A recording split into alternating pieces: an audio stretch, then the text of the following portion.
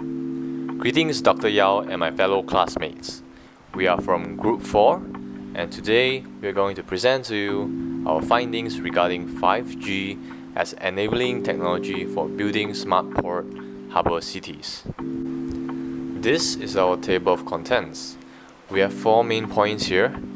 Firstly, we're going to talk about an overview about smart ports, and then we will talk about our thoughts on some smart port solutions surrounding the transport layer. And after that, we will go through some physical sensors that will empower a smart port. And for our 4th point, we will talk about using the client-server architecture for the networks in our smart ports. And lastly, we will summarize it all up with a short summary.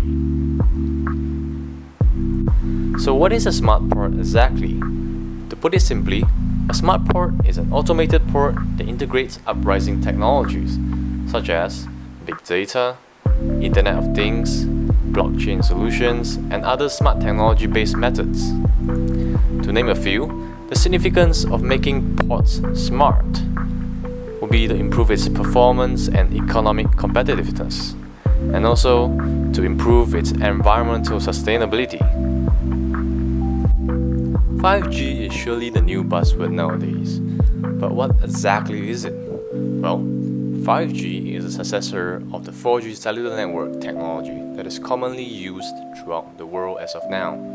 To put it into comparison, 5G is smarter, faster, and more efficient than 4G. It promises mobile data speeds that far outstrip the fastest home broadband network currently available to consumers. With speeds of up to 100 gigabits per second, 5G is said to be as much as 100 times faster than 4G. In an ideal smart port, processes will be automated and connected via Internet of Things. So how can 5G enable us to build a better smart port? It can improve port operations and improve port traffic management with a reliable and resilient network. Let's talk about our transport layer solution implementation. We will talk about our problem behind and an example application of our proposal. First off, let's give some background information. A port needs to deal with the transportation of the containers from the terminal to the yard. Therefore, we propose the adoption of an autonomous vehicle to be used to transport the containers, called AGV, which is short for Automated Guided Vehicles, as seen in this picture right here. By deploying sensors in the yard and using device-to-device connection, we can eliminate the problem of not being able to constantly connect to the AGVs. In doing so, the cars can communicate with each other and help relay forward the messages from access point. We considered using TCP, but we found out that TCP is not suitable to be implemented in a smart port due to the potentially high delay because sensors cannot inform the server when it is congested. Well, the solution to this would be the adoption of a new protocol, DTCP, which is short for Dynamic TCP. The DTCP congestion control algorithm is a reliable and efficient available bandwidth measurement method with non-existent or very few requirements of resources for data processing and memory. The benefits include the following.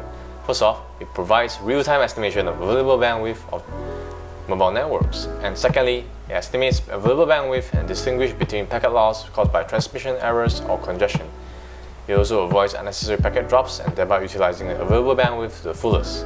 And finally, also provides substantially higher throughput while maintaining TCP friendliness and fairness. 5G enables a wide array of sensors to be widely deployed, such as ultrasonic sensors, inductive eddy current sensors, proximity sensors, FPG sensors, and etc. Let us introduce some of the sensors. The first would be strain gauge. The cost is relatively low with a long-term monitor working range. It is sensitive to multiple things including water, humidity, and electromagnetic interference. It can be used to test the stress and strength reserve of metal structures in cranes and RMG. The next sensor to introduce would be FPG. It is relatively expensive and is resistant to dust, water, humidity, and electromagnetic interference, unlike the strain gauge. Its application is the same as strain gauge though. The third sensor would be the inductive eddy current sensor. It has a medium level price, short-term monitor working range, and it is resistant to dust, water, and oil interference. It is also sensitive to surface roughness, surface coating, and material.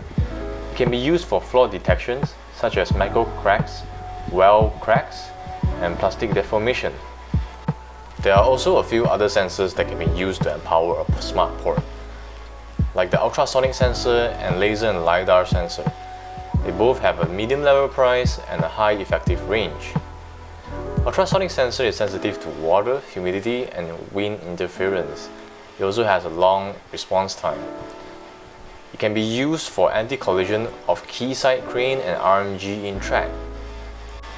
The laser and LiDAR sensor is sensitive to dust, water, and oil interference, the same as the electromagnetic induction sensor. It can be used for anti-collision purposes for spreader, main trolley, porter trolley, quayside crane, AGV, and RMG. The electromagnetic induction sensor, like the infrared radiation sensor, costs less and has low effective range. The application of an electromagnetic induction sensor is the same as the ultrasonic sensor. Lastly, the infrared radiation sensor is sensitive to sun and reflector interference. It also has a short response time. Its application is the same with the laser and LiDAR sensor. With the adoption of sensors, smart ports can have smarter vehicle coordination. The use of computer vision can help with the packing position and door location information of containers on AGV or trucks for transport operations in port, which can facilitate automated management, reduce manpower, and improve the container operation efficiency. Computer vision algorithms may contribute to safer and reduced time handling operations compared to classical container terminals.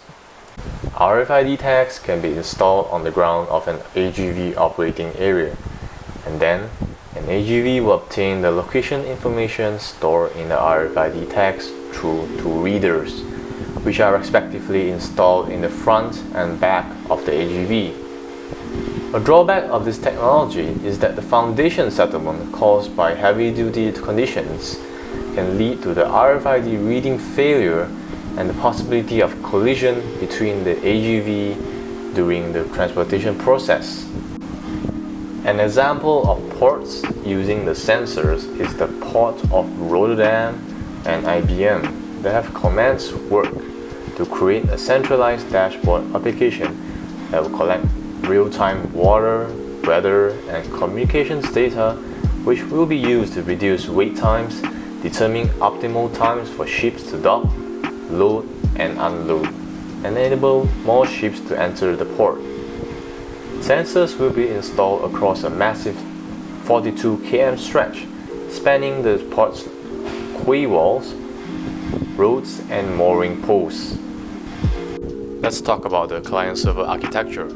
Since smart ports will have to deal with big data and operate using surveillance, data privacy and security are potential areas of concerns.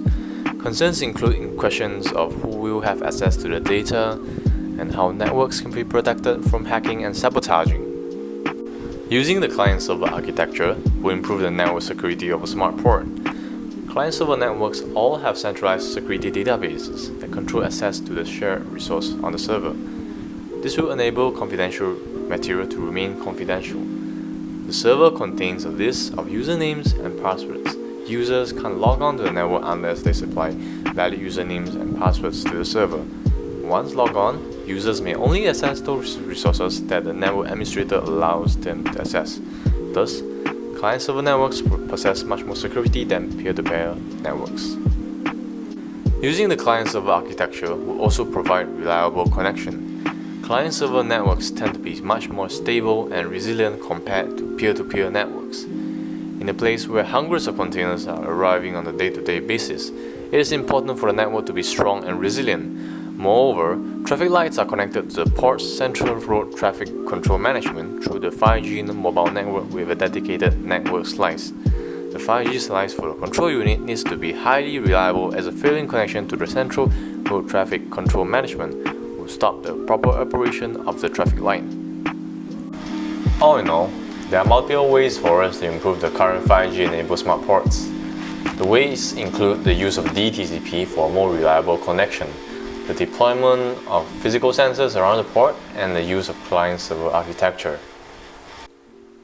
That is all for our presentation. Thank you for watching.